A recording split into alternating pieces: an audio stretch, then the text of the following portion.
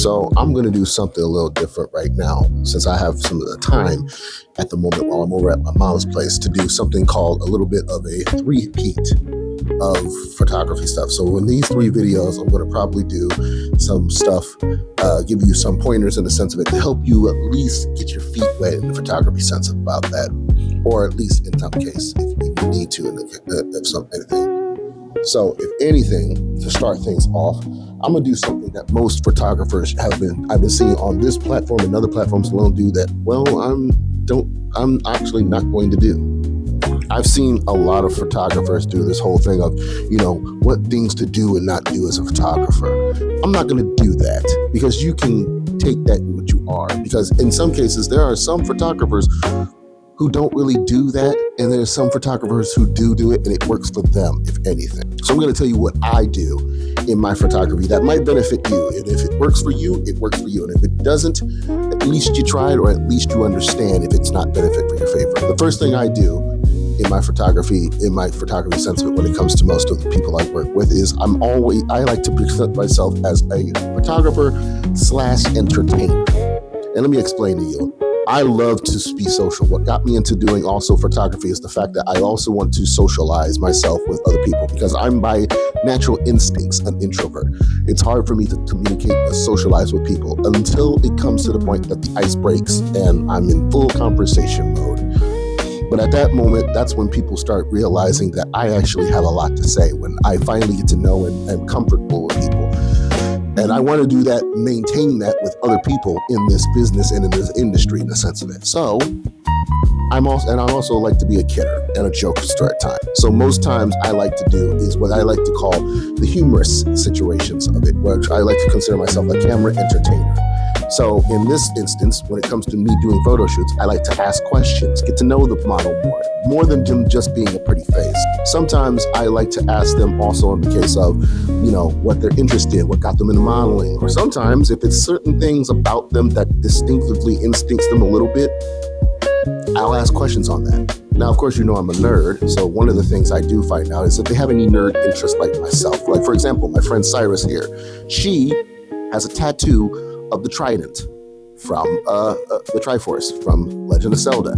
So, of course, my conversations with her is about her gaming. In fact, the last trip we did, which was, of course, her Shigo Kim Possible look, was actually talking about the new Ocarina of Time remake, which she didn't even know was announced.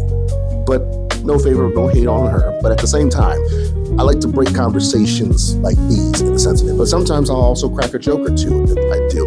Bring up a song lyric, bring up some cases. I even go so far as to talk about celebrity lookalikes. Now, I know this is a little taboo and it's kind of like I'm Perez Hilton, but let's face it, there have been many celebrity lookalikes that I've worked with over the years in the sense of it. The latest one is my friend Vanessa, who looks like a certain actress that unfortunately I don't like, and many of us who are leftists and are on the right side of things don't like either, from a certain show. But at the same time, we do know that she looks just like her. But I also know she gets a lot of people who think she looks like Blake Lively, Millie Hancock, our current Supergirl. She kind of gets vibes off of. Hell, one I didn't give her was the actress who was in the Addams Family Values movie.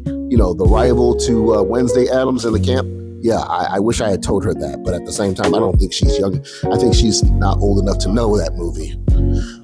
And then there's, of course, my friend Shelby, who I've been working with for years, who looks like a dead straight Kat Dennings, which I think is the best comparison that she could ever get. Now, if only we did a photo shoot based on her character from the Marvel Cinematic Universe. And if she could find somebody who looks similar to Kat's co-star from Two Broke Girls with the outfits, I would love to do a photo shoot based on that.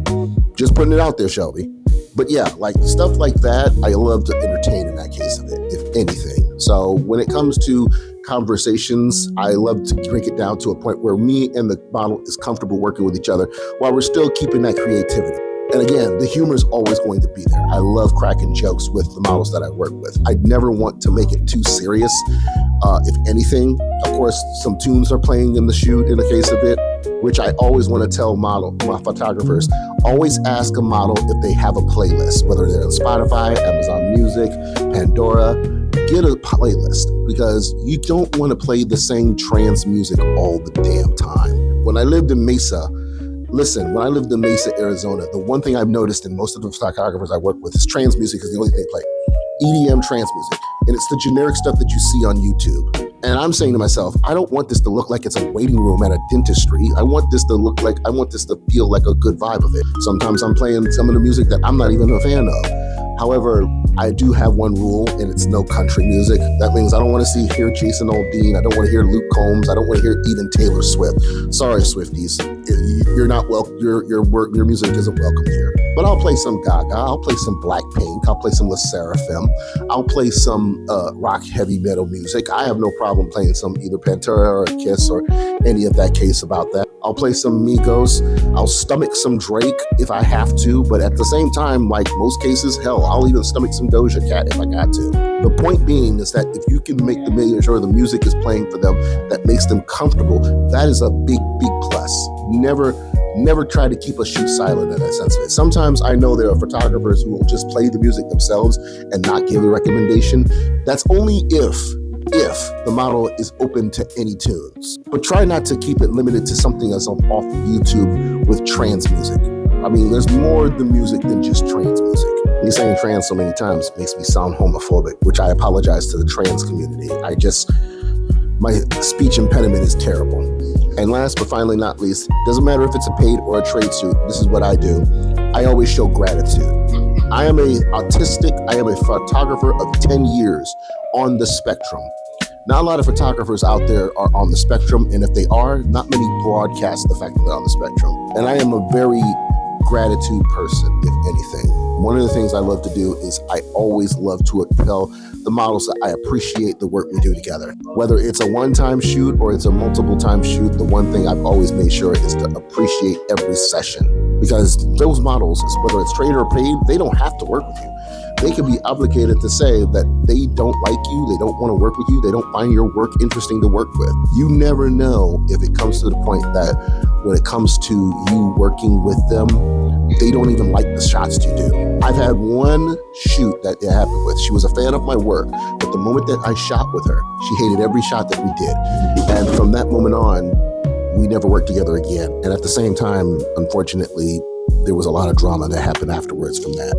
But I've always at least told that person I appreciate the work that we did together. It's one of the most rarities to have a person like myself to do that, especially when it comes to female models. Because as a male photographer in this day and age, there are a lot of women who are uncomfortable and not feeling safe working with male photographers. So that's another thing that I always do. So the three things I make sure to do: I keep them entertained, I keep options in the sense of it, get to know them along with celebrity lookalikes in some cases of it, and last but finally not least, I show them gratitude. I don't want to always make it seem like it's all high and mighty and very strict of a profession of a situation. But at the same time, I want them to enjoy themselves and get their work and their time and effort and travel worth every penny that they're paying to shoot with me or me paying them to shoot with. I want to make sure that it's worth their time and my time at the same time. This is going to be one of 3 videos that I'm going to be doing together that deals with all these sort of situations. So if anything, let me know in the comments if you have any questions or if there's anything you want to talk about. Hopefully this will get started and get people to more know about my photography in any case of that. So stay tuned on that.